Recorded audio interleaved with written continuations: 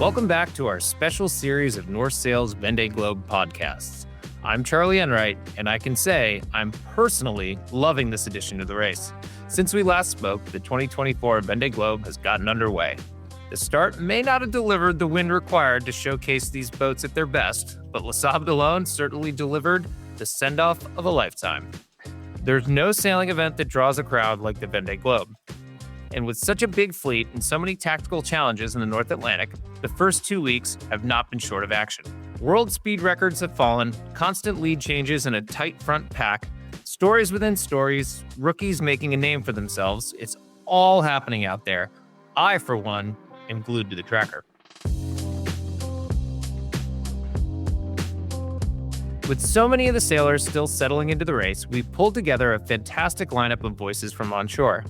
First up, I have the privilege of speaking to the race director of the Vendée Globe, Hubert Lemonnier, a man who is living and breathing the event every moment.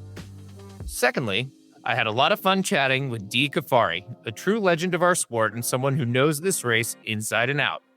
And finally, I speak to one of the most respected offshore navigators in the world, Simon Sci-Fi Fisher, to get a good feel for the tactics and weather the fleet has been navigating and what's to come as they enter the deep Southern Ocean.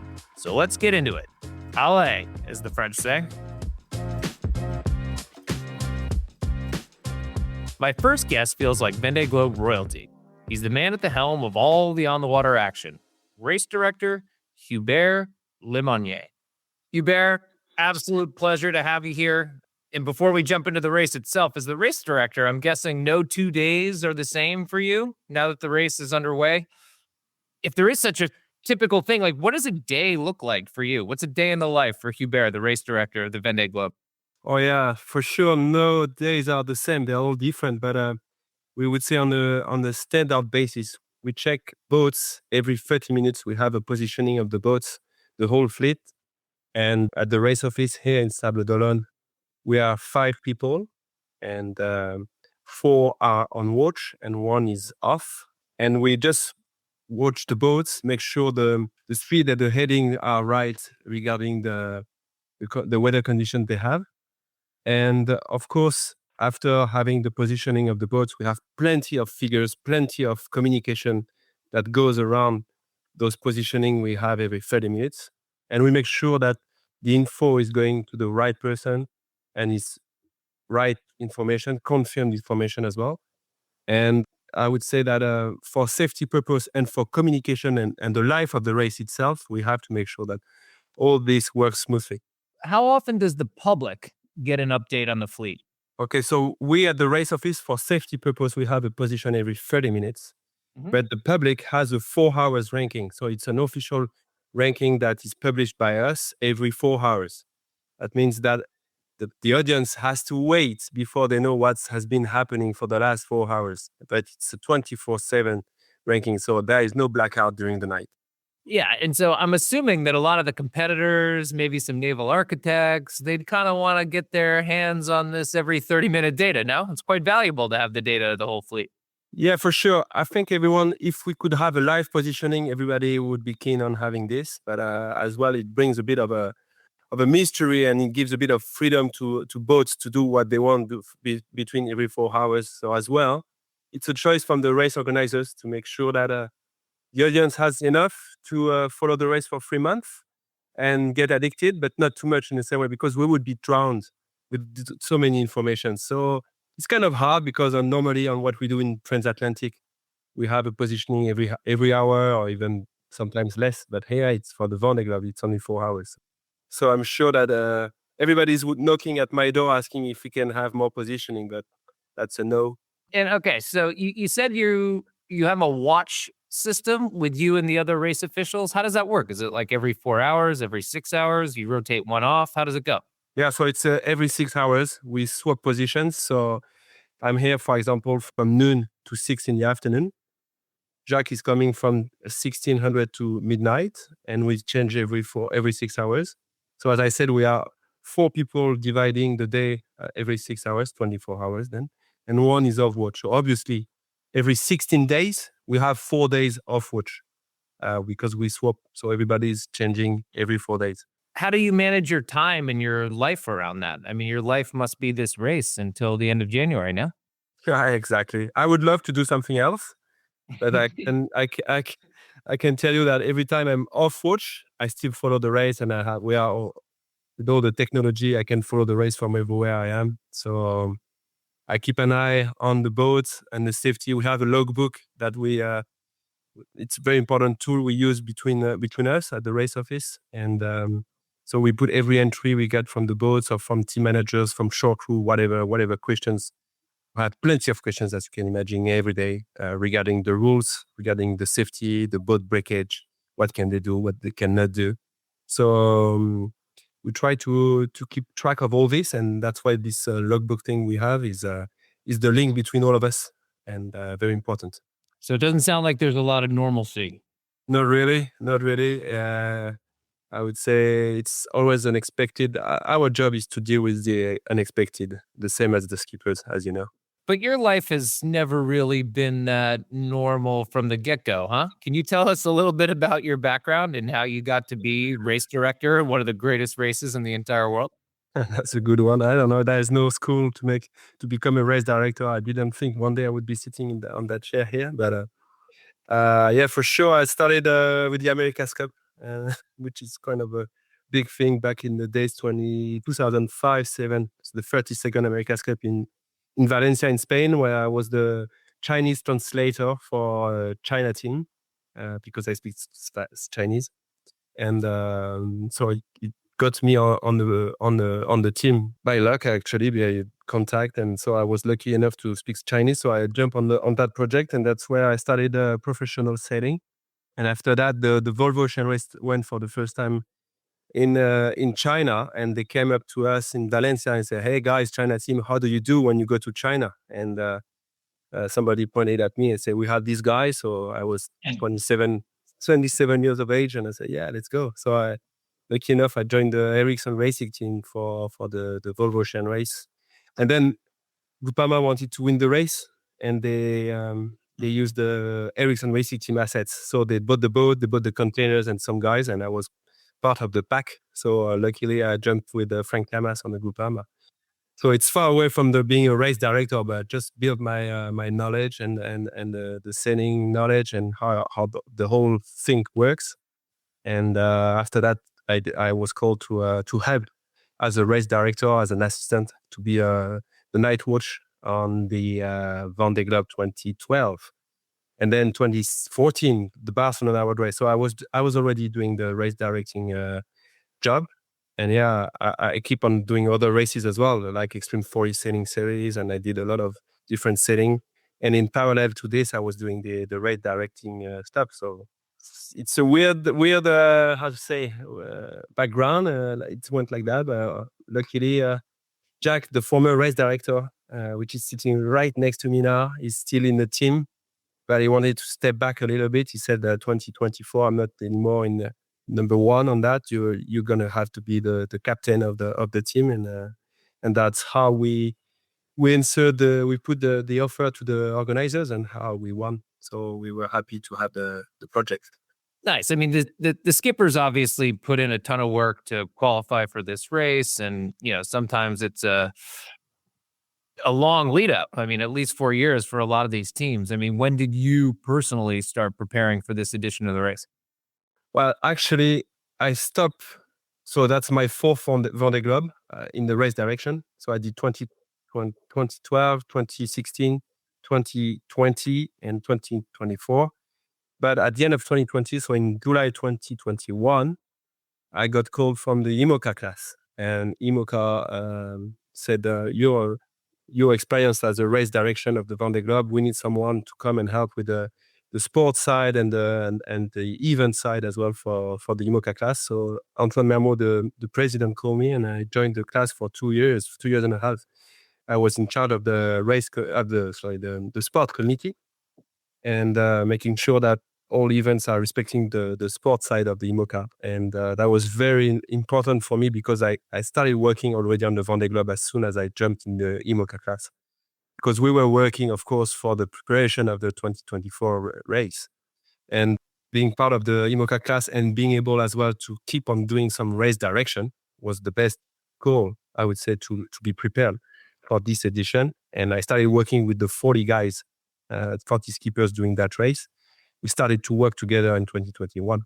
Of course, we had Défi Azimut, we had Bermude 1000, small races, and we also had big ones such as Retour to Return to the Base, the Ocean Race as well. We did as a race director, I did the New York to Vendée race last May here, that finished here in Sables-d'Olonne, and that was the warm up just to be prepared for the start of that race. So it's a lot already. I know pretty well where people come from, what they've been doing, why they're here, what they had experienced, all the pro and cons and stuff. Yeah. As much as the competition and preserving the competition is important, would you say that your number one focus in this race is the safety of the competitors? And I mean, it's a race it's full of inherent risk. What can you do as a race manager or race director to mitigate some of that as best you can? Yeah, for sure. We have two main jobs as race director. It's first the sport equity. It's a race, so you have rules. And the second side, maybe the most important, is safety. And as a safety director, I would say we keep a close look to every boat. We get in touch with a lot of different entities during the race. So from MRCC, the maritime authorities of every region in the world that we're crossing, we are in close touch with them, in close contact with them. We share confidential information about the positions and the boats with all MRCCs on the route. We have some contacts as well to the different key points such as Cape Good Hope or Australia, Cape Horn, people ready to act if we need to.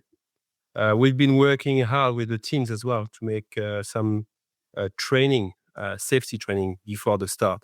So we make sure that everybody is aware of and knows where they are good or not that good regarding height or different problems such as going in the water, diving with the spare bottle and stuff. So we have been working with the safety aspects together. And we know, for example, one skipper tells me I have to go up the mast because something is blocked up there. I know this guy or this girl is totally afraid of height.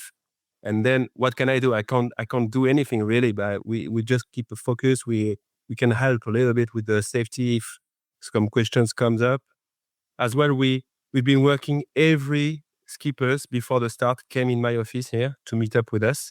And we have a clear picture of the crisis plan for every boat, every skippers, which is different one-to-one. And that helps in case it happens to be 100% efficient, hopefully. Do you feel any sense of trepidation as the boats now head into the Southern Ocean? Yeah, totally.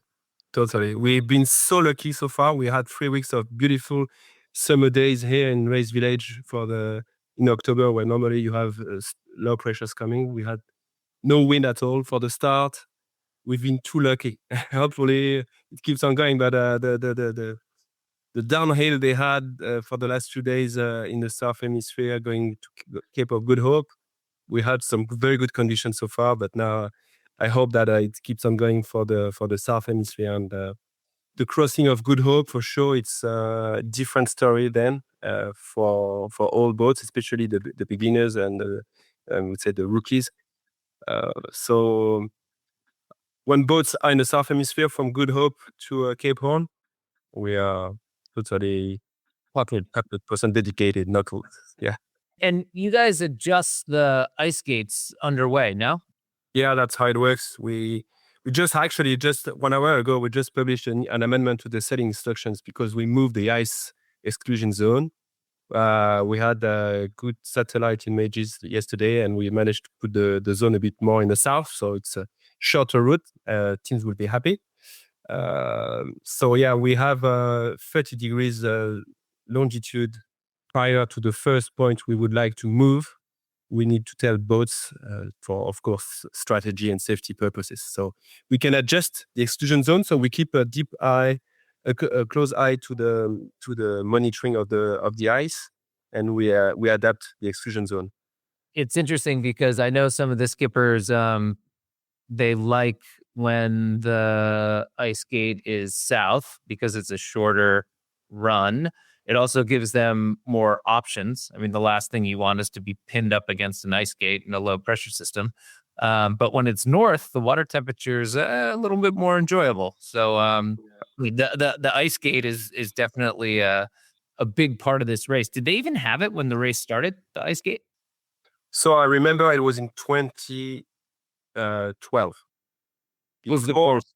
yeah, for Vendée Globe. So before we had segments, we had gates, and Right. in between the gates, you could dive down south, and you had to come up to touch the next gate, or go through the gate and again. So it was a bit weird because in between you could do a lot of things, but in the end it was not that, I would say, easy to play neither. So Mhm.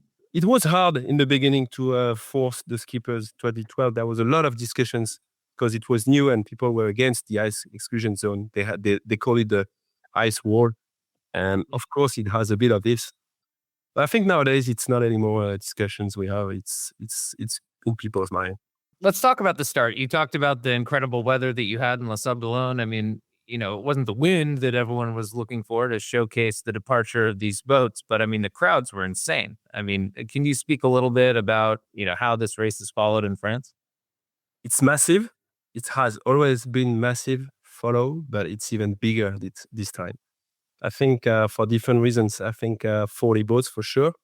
2020 was a big disappointment for the crowd because of the COVID thing. Nobody could see anything. So everybody has been following from TV. And now they knew they could follow the race. So they all came here. And it was really, really packed. I never seen that, man. You have to see that once in your life. Uh, it was on the channel for the exit, the canal of Sables-d'Olonne, maybe 400,000 people, maybe more. I don't know exactly. It's crazy. And the crowd, I felt not bad for them, but could see people coming at 1 in the morning just to have a proper seat and have the best seat, which is totally free, of course. It's open to the public. So to have the best place, best spot in the channel to see the 40 boats crossing, they all came so early and they had the food and started to drink together. And it was the whole night. And at my house, it's just near the channel, and I could hear people just enjoying and having fun the whole night. So I was like, oh, now I understand why this race is so big. Because how could you do that? There's nowhere you can find this. And then on the water, it was never seen so many boats. And my team, the logistics on water operation team, has worked so hard and so well to manage the safety box and the exclusion zone around this, that even the 12,000 people on the water on the Sunday, November 10th, they were behaving really well. Everybody respecting the zone, and knowing that it's very hard because there was no wind. And of course, you are tempted to go with your rib and your motorboats full on the throttle to find the boat you want to see, or maybe find every boat you want to see. And everybody was really respectful, and that was a plus. That was really part of the success of that day. You guys have to be neutral, obviously, when it comes to all the competitors. And I'm guessing, having everybody finish is your primary goal. But what would it mean to have someone not from France win this edition of the race? I'm waiting for this. No, it would be so good, It's very French what we do, you know that. The round the world solo-handed sailor is very French.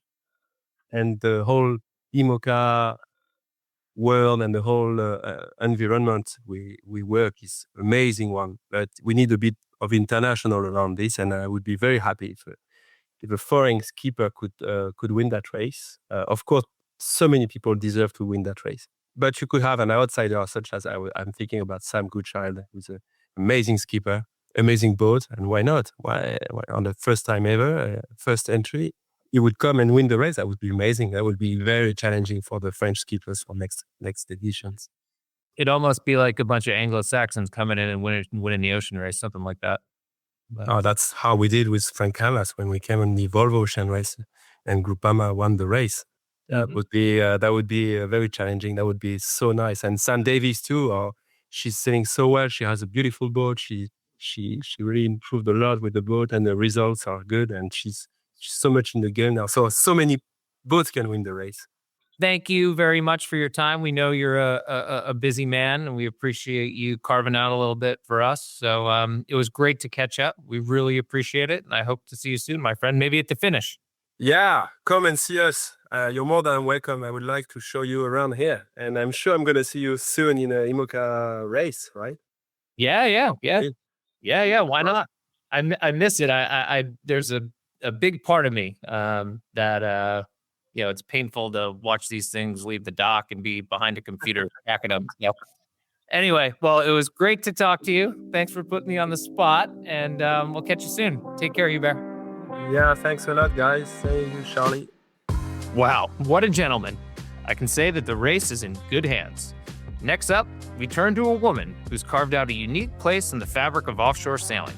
And on top of that, she's such a lovely human being. Dee Caffari is a true pioneer in the world of offshore sailing. Not only has she sailed around the world 6 times, but she's the first woman to have sailed single-handed and nonstop around the world in both directions, and the only woman to have sailed nonstop around the world a total of 3 times. She's taken on the Volvo Ocean Race and the Vendée Globe, and is now part of an all-female team, the Famous Project, looking to break the Jules Verne record next year. And she's a pro on the speaking stage in the world of TV and radio, which is why she's fronting the Vendée Globe's daily live show.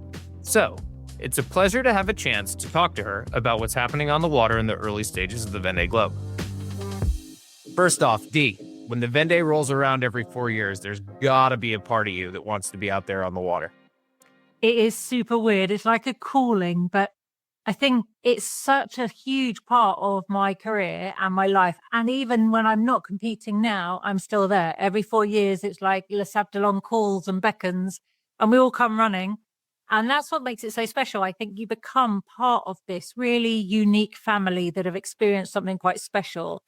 And it doesn't matter whether you've done it once or 5 times. You've achieved something quite special and you're welcomed, whether you're involved with a team, coming back to do it again, or literally there kind of basking in the glory of those that are about to go again. On some of the nasty days, or like at the start when there was no wind, do you feel more comfortable in the TV booth? That was funny, actually, because, I think back, 2008 was my year and we went out into 50 knots, a huge front. We had to kind of get through that and then we tacked, and then it was like the sleigh ride south.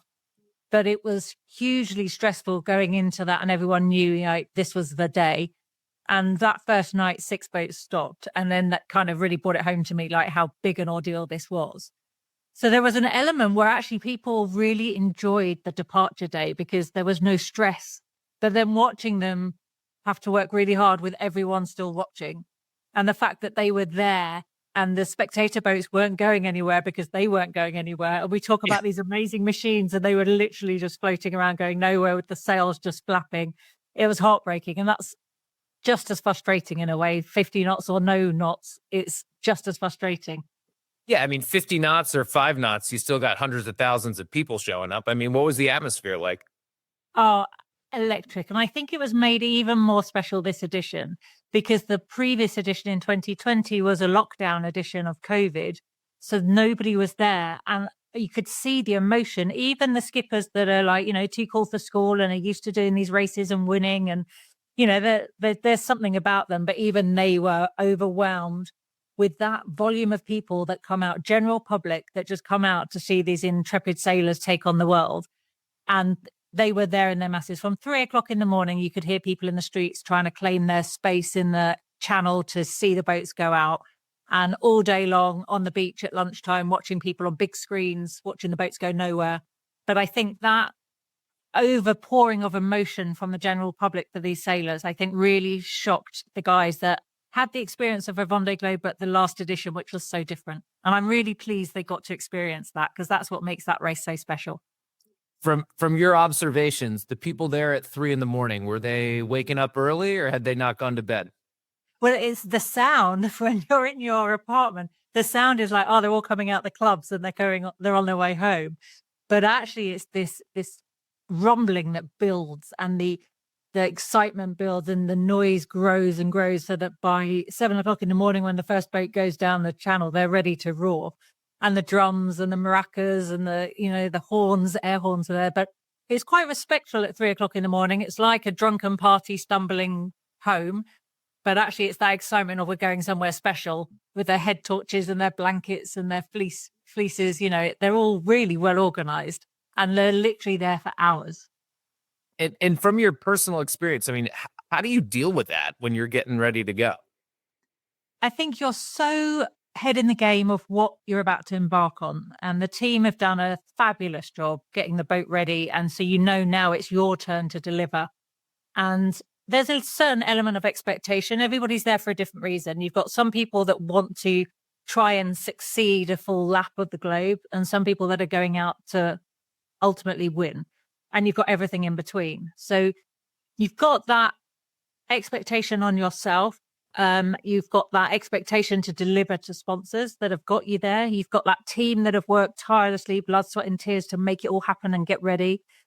And how you manage that is all down to that lead up into this special day where people have prepped. And I think we talk about the physicalities of sailing and the mental game, but that psychology behind sailing, especially as a solo sailor, when you're about to take something so monumental on, and you've got to manage all these expectations from all these interested parties, I think that's huge. And I felt that we could really see a step up in that with, some well-known characters in the sport that we've seen and watched over time.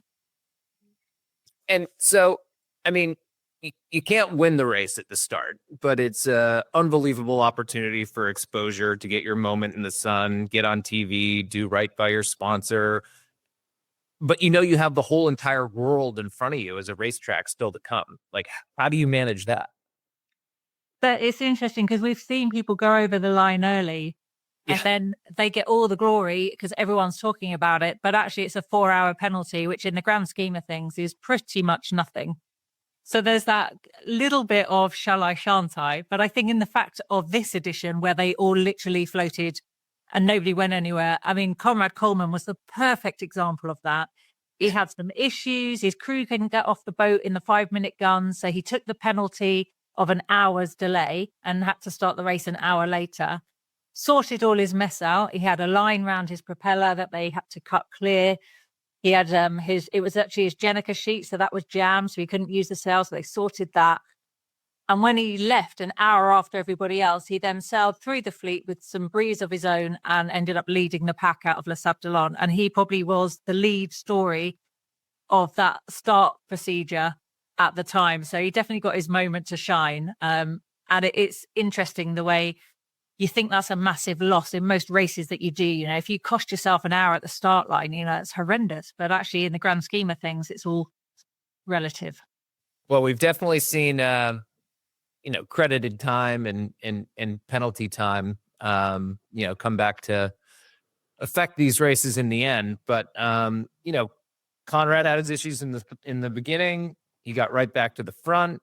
And now he and Jean Le Cam have taken kind of an atypical path. Is that one of the biggest tactical decisions that you've seen so far? Well, it's interesting. There were two options looking at this big patch of high pressure that they had to negotiate. Where we normally see good trade winds, they weren't established at all. And the majority had this, well, if I want to think about the future of this race and where the next step, which is to cross the doldrums, I want to get west. West is best. We kind of have this, I need to be around 28 west, and they're looking at the doldrum activity. So to go west of the Canaries was the sensible option because it makes it easier later on when it's fickle breeze, you're not dead downwind.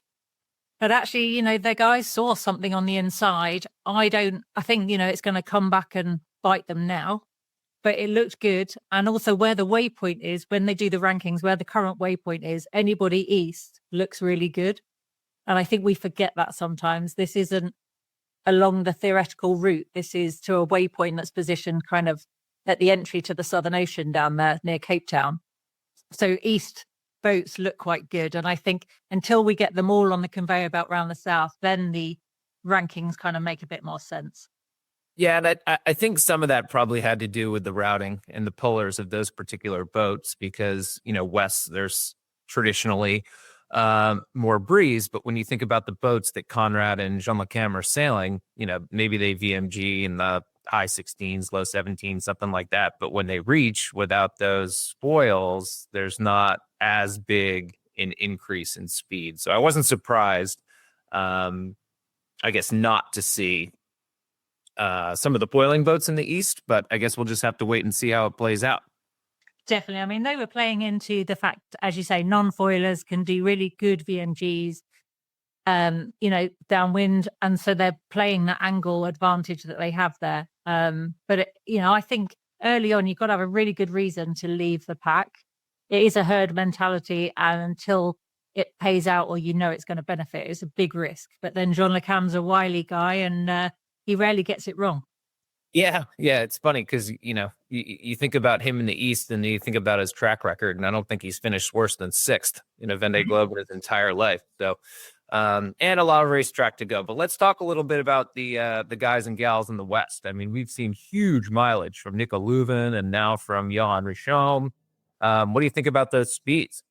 Oh my God, incredible. And I think what's really remarkable, we talk about the opportunity for a 24-hour record sitting in the South Atlantic on that hitcher train ride on a low coming out of Brazil, and you kind of hang on there and go for the ride, or back in the North Atlantic when they're on that patch. You rarely think of it anywhere else. And yet here we are in pretty poorly established trade winds, and the guys are knocking it out of the park already. So I can only just imagine what's still to come. But it's pretty incredible having a boat that comfortable set up. They're in good flat water, and I think that's really showing this flat water advantage. Get the boat in a sweet spot and just send it and hang on for the ride.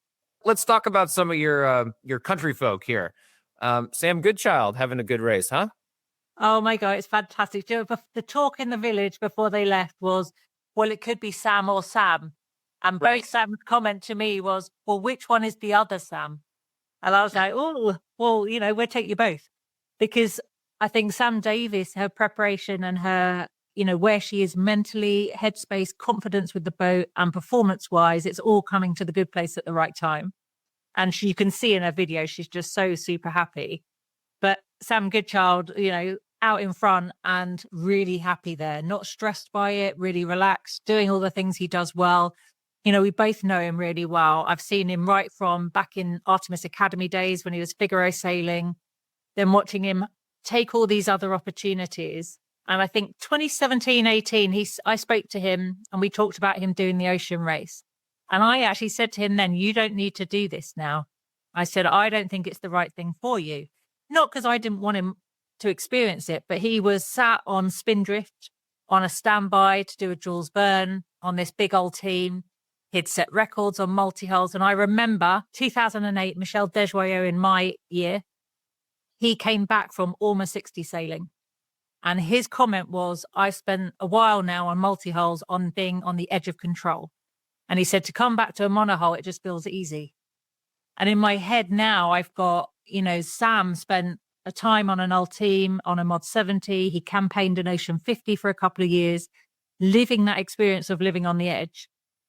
That now in a monohull, he's super relaxed. He went down with you guys on the ocean race, not with your team, but on your ocean race that you won with Holcim. So he got a bit of Southern Ocean experience with an Omoka. And now here he is in a boat that he's super comfy with and showing us what he can do. And I just think it's awesome.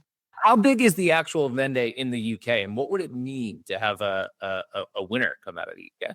It's a little bit frustrating. As a British sailor, it doesn't get the recognition it should do, given how many sailors we've had be involved and do so well. We've had Ellen MacArthur on the podium. We've had Mike Golding on the podium. We've had Alex Thompson on the podium.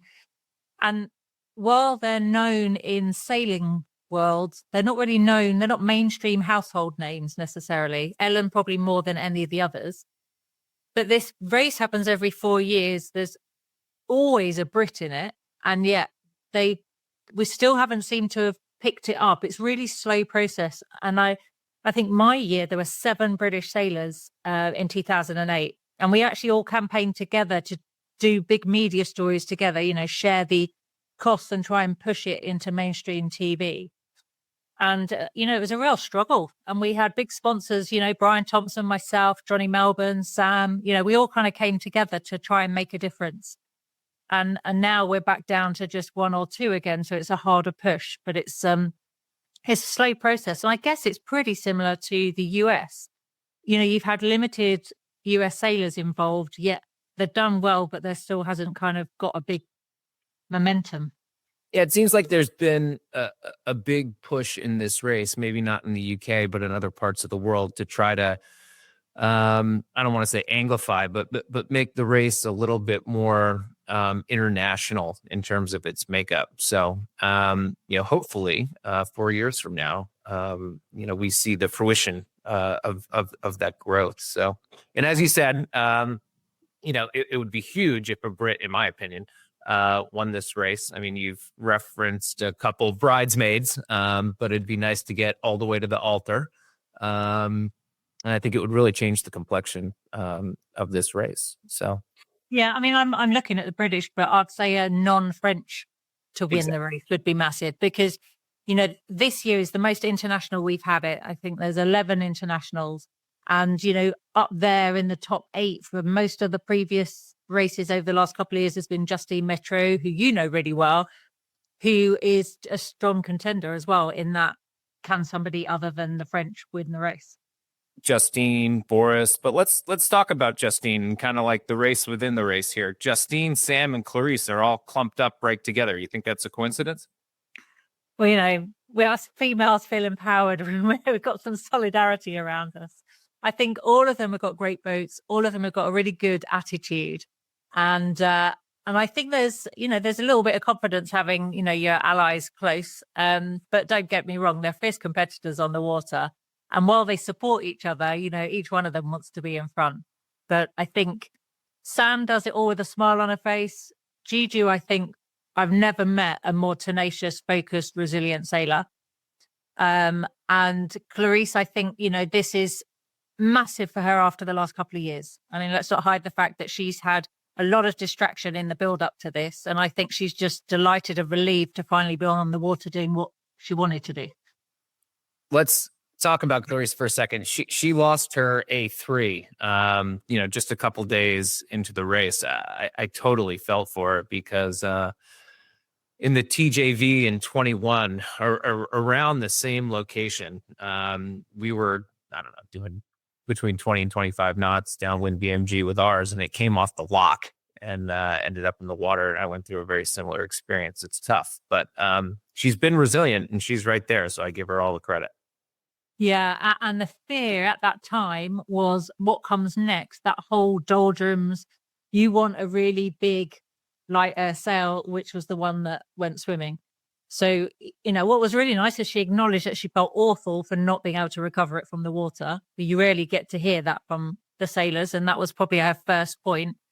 Secondly, she was absolutely broken from spending all night trying to sort it all out and the associated gear that was lost with it. But I think as a sign of resilience, she's like, well, it is what it is. Now I've just got to deal with what I've got. And she's definitely pushing while the, conditions are good. That, we're freezing here in the UK this week and they're in some beautiful sunshine, flat water and enjoying some decent breeze. So how she gets through the doldrums now, that light air period will be a tricky one for her. She's going to have to be smart, pick the right side of the clouds and make it work for her. But through the other side, I don't think she has suffered the loss that badly once she's the other side. It's funny, it's up in the conditions in the UK. In an earlier episode, I think I mentioned, the possibility of people doing the Vendée Globe to avoid winter in the Northern Hemisphere. So maybe there is more to that theory than maybe I originally thought when I blurted it out a couple episodes ago. Well, I remember, I think talking weather is interesting because I remember last edition of the Vendée Globe, Christmas, there was about 5 boats in sight of each other in blue skies, 15 knots of breeze, all waving at each other in the Southern Ocean. And I think when we think about the boats in the Southern Ocean, we're thinking full on send it, horrendous conditions in survival mode. And so I think, we're definitely seeing the effects of the weather being different. And I think it's really interesting now to see how that affects the race and their routing. Yeah, whether it's in the south or, like you said, the trades weren't terribly established on the way down this go round. It's definitely changing. It's a real thing, as you're well aware. We're getting to the pointy end of it here, Dee. I gotta ask, who do you think is going to win this thing? What does your head say, and what does your heart say? Oh, I knew you were going to ask, and I knew I wasn't going to be able to blag my way through not answering. So my head is going Charlie Dallin, Yoan Richon. And my heart is saying Sam Goodchild. All right. I appreciate you being forthright. And I guess lastly, before we let you go here, anything we should be looking for as these guys and gals get around Cape Horn? Normally we have 1 or 2 boats head out and then they stretch away. I think we're going to have a group of 10 to 12 boats all together going into the south. And I think this Figaro-esque race is not over. I think this is going all the way around the world. The last time we saw that was Armel Leclerc and Alex Thompson racing. They were literally side by side all the way around. And Armel and Francois Gabard, their edition was super close all the way around. But I think we're going to have a good pack of 10 fighting it out on top of each other, which is going to make this race like absolutely, you got to keep your eyes on the tracker to see how it's going to pan out. Buckle up. Long way to go. Thanks for joining us, Dee. Very much appreciate it. And I'm sure we'll check in with you soon. Thanks a lot. Thanks for having me. We love Dee, and I really enjoyed chatting with someone that has so much insight and knowledge about the race. She really is a national treasure. Finally, although my next guest isn't a solo sailor, he's one of the most knowledgeable navigators on the water and knows his way around the world. Sees the quickest way through a weather system and appreciates what's lying in store for these sailors as they enter the Southern Ocean. I've had the privilege of racing IMOCAs with this 2-time ocean race winner, and there's no one more passionate about offshore racing than my next guest, Simon Fisher. All right, Sci-Fi, my friend, good to chat with you. Before we start picking your brain on tactics, navigation, weather, strategy, all that kind of stuff, tell me a little bit about your relationship with the Vendée Globe. Is this something that you followed growing up? I know now you're involved with the weather routing with Charlie Dolan, but like, what does this race mean to you personally? No, it's one of those races that you always follow. You kind of got to follow because it's always so interesting. I have to say, I've had absolutely no aspiration to participate in this race because I think I like sailing with my mates, and having sailed around the world on an IMOCA now, not that enticed to do it on my own. But no, it's a fascinating race, and I think in these last couple of editions, it's just got more and more interesting. This race is shaping up to be an absolute corker with so many competitive boats, and obviously the IMOCA class is super interesting. So it's definitely compulsory watching. I mean, let's talk about that for a second. I mean, we've seen the single-handed 24-hour record fall multiple times now. It was cool to see Nico Leuven get it, at least for a little while, because he missed out on the epic Malizia run in the ocean race. But I mean, it doesn't surprise you that these kind of speeds are getting laid down, does it? No, I don't think so. And no, they've had some good conditions this race. Nico did a nice job earlier on in the leg, kind of was a little bit behind the leading group, and went outside the TSS and a little bit wider and just set himself up for a really nice lane of just sailing really fast in a straight line when everyone was sort of jibing down the coast of Portugal. So that was cool to see. And now we're in records tumble as the boats get in the South Atlantic. It's certainly where we've seen these records happen before. You get on the cold front in the South Atlantic. I think that's where we got the record when we did it, the 24 record when we did with ABN back in the day, and Ericsson I think did it there as well. So like even in the crude sailing, kind of this is the venue on a new low, going to an area of high pressure, and it's just great sailing, windy weather, flat water. To think these guys are doing it on their own is mightily impressive. Yeah. I mean, we talk about the wind speed, obviously, as it relates to being able to throw down the big mileage, but the sea state's just as, if not sometimes more important. And it's when you get these fronts and you get good wind that's pushing you into a place where there'd been previously no wind and therefore flat sea state that lets these guys and gals really rack up the miles, right?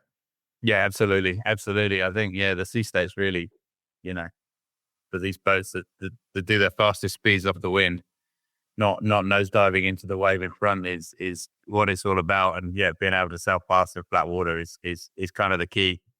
So that's a great opportunity for them to lay down some big miles. And equally, when you look at the transatlantic record as well, now it's sort of the key to it all is getting a weather system ahead of where there's been no wind for a long time, just a bit for it to even be achievable. So really, as boats have got faster and faster and the high speeds are possible, what's really become the differentiator is the sea state. And can you get that flat water? Can you get that new system to jump on and hang on to for long enough? Yeah. And yeah, I mean the sea state is just it's such a big driver in this whole thing. Let's talk about the nitty-gritty here. Would you say the doldrums was the biggest feature in the North Atlantic, or was it kind of some of the messy high pressure that existed before that?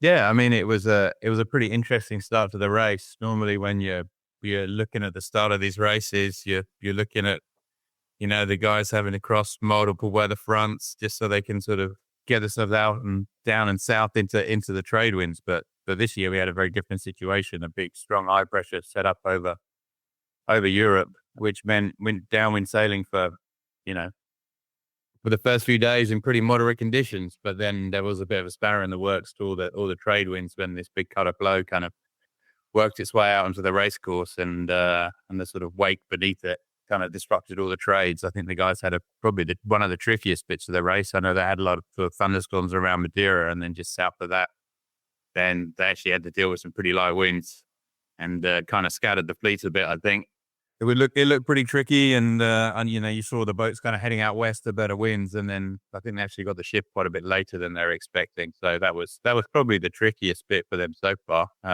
Yeah, and then I guess it was a sort of mixed bag through the doldrums. I think the first group probably had it not too bad, and then I think that the second group, you could kind of see they kind of got stuck in quite a lot of convection just on the way out. The leading non-foiling boats, I think, had quite a tricky time getting out. But yeah, it's been an interesting race. At some point, your slot is your slot, and generally the west is best. But I mean, there's so much cloud activity in the doldrums, it's a little bit of a lottery. But as far as the compression goes, you know, it has a lot to do with whether the doldrums is widening or narrowing, in just terms of like how much the fleet actually compresses. No. Yeah, absolutely. Whether it's getting bigger or smaller is a big factor, and where that convection is, and the sort of angle of the trade winds into the doldrums. Yeah, I think for the leaders, you know, we all talk about west being best, and Thomas Ruant did a nice job.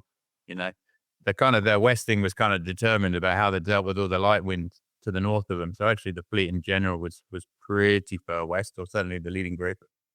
And it was kind of first in, first out, but Thomas Ruant did a nice job in the west and gained some. I think actually for the next group back, it was a bit more of a randomizer. The doldrums kind of grew a bit, and the south boundary kind of got a bit messier. There was a lot of cloud for those guys on the way out, and yeah, it looked pretty tricky. And actually, you know, that second group as well, we saw a bigger spread east to west of the fleet, because some of the slower boats are sort of elected to go closer into the Cabo Verdes and into the coast. So yeah, there was quite a lot going on, I think, for that second pack. So because of the wake of the low pressure, because of the doldrums, I mean, this wasn't the fastest time to the equator, but it seems like now they're able to cut the corner on this kind of atypical low pressure that's forming on this frontal line now.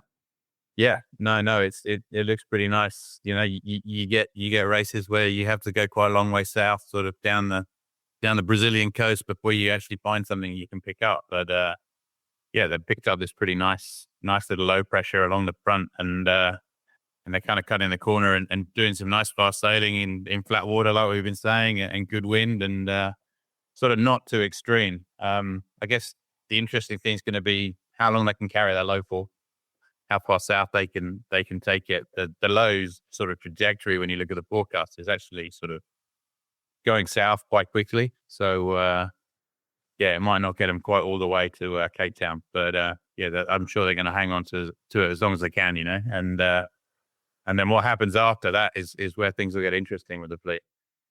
Well, I was just about to ask you about that. It's a long way out, and you know, the lows are pretty volatile down there, so it's pretty tough to see too far ahead. But you know, did it look like a pretty active Southern Ocean season, or what's your take on that? No, it's going to be. I sort of had a little look at this fleet earlier, sort of in preparation for having a little chat. I had a little look, and no, it looks like the next few days are going to be quite interesting. Obviously, the leading boats are going to hang on to this low for a while. Probably the trailing end of the of the lead pack, those trailing boats are going to have to jibe down earlier, and they're going to see a bit more pressure. Always when you have to jibe down up these fronts, it's going to be, it's always heaps more heinous because you get a lot, you get the worst sea state as soon as you get onto starboard. And then actually, for the next pack back, the sort of front of the second pack, they could actually have some pretty light winds in the South Atlantic because behind this load, the kind of high pressure kind of fills out. But yeah, sort of looking further down the track, I think, it's going to be quite interesting because the ice gates are reasonably high. So we could actually see a situation where certainly in the leading group, there's a bit of compression once they get under South Africa. They'll take this low down and then they may well be waiting for the next system to pick up. So initially, if someone pulls off the back of the front, I think it's a case of not despairing because the leading boats might actually end up in a little less wind as the high pressure sort of moves under South Africa and they have to wait for the next thing. It's, we talk about westerlies, and at the bottom of the globe, but there's a pretty big difference between a northwesterly and a southwesterly, definitely in terms of temperature, but also in terms of sea state. You can't have the wind shift, call it, 60 degrees in a frontal passage and have the sea state be the same jibe to jibe. And sea state is so instrumental in how these boats perform. So it does get tricky down there. Would you say a lot like the ocean race, it's going to basically come down to risk reward and how hard these boats push and when they push, and that'll be the determining factor in who's first to Cape Horn? Yeah, I think so. Absolutely. I think it's going to be knowing when to sail hard and when to look after the gear is going to be a big part of it. It's certainly not going to be easy on their own for this amount of time, and getting progressively more tired as they go through. It's going to be interesting. Obviously, if there's a good group of front runners, I think they'll naturally push each other. They'll naturally push each other harder. So I think if the reliability's up there with that front group of boats, I think we're going to see a pretty competitive race because, often is the case with the Vendée is they kind of get to the first Southern Ocean low and some people kind of catch a ride and others don't, and the fleet gets quite spread out, and then the guys kind of have to hunker down and get through the South. But, there's every chance if there's a good few boats and the reliability, which has been going, up and up and up with these boats since they started foiling, is they're going to be close, so they're going to have to push hard. So it's gonna certainly be interesting, I think. And I think we're all waiting with sort of bated breath to see how the different boats go and how they fare, and do the more scowbow boats really come to the fore at this point, and how much people struggle and how hard they can push. Let's talk about navigation. More specifically as it relates to this fleet. Are there any people that stand out to you? People that seem to always get it right, people that aren't afraid to go their own way. Like how do you look at it? Yeah, that's an interesting question. And no, I mean, I think it's good. I mean, certainly I've worked a bit with Charlie Danan and you've obviously sailed with him too, but certainly in the shorter races, we've seen him sail, really strong and really tactically and not afraid to make those small maneuvers that sort of set you up in a good position. So I think he's also very quick. I wasn't sort of surprised to see him go to the front of the fleet when they got some reaching conditions. I think Nico Lumben I'd probably put down as one who's not afraid to go his own way. I think we've seen that when in the past when we've raced in the Amoka stuff. He's not afraid to sort of exploit a weather feature or something like that. So we sort of certainly see him come back to the front group by doing exactly that. So I think he's going to be one to watch. Nico's like Stevie Nicks. He's, not afraid to go his own way, as Fleetwood Mac. And, Charlie, sails this round the world race like it's a Figaro race. He's always, centering up. He's always putting himself in the conservative high percentage spot. And, he can afford to do it with the boat speed he's got. So real masterclass from him thus far. So yeah. It looks like he knows when he can like lean on his boat speed and as a tactical weapon, which is always interesting.